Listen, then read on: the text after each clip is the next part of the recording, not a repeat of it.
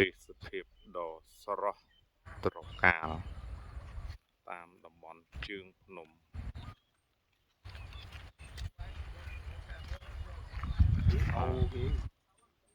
ទេសភាពនេះគឺជាទេសភាពតំបន់ជើងភ្នំនៅក្នុងខេត្តកំពង់ស្ពឺបាទមានស្រែមានចម្ការភ្នំស្អាតមានទំនប់ទឹក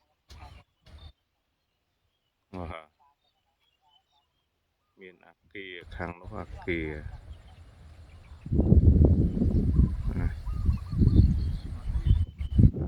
ដ៏ស្រស់ស្អាត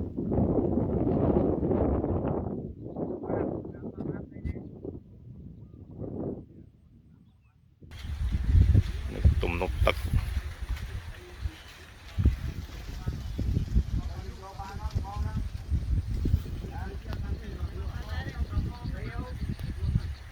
ទេសភាពស្អាតណាស់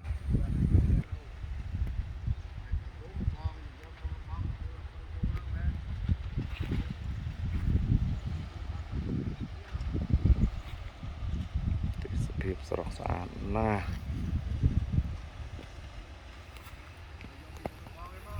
ក្រោយមកខាងនៃទំនប់ទឹកមានអគារ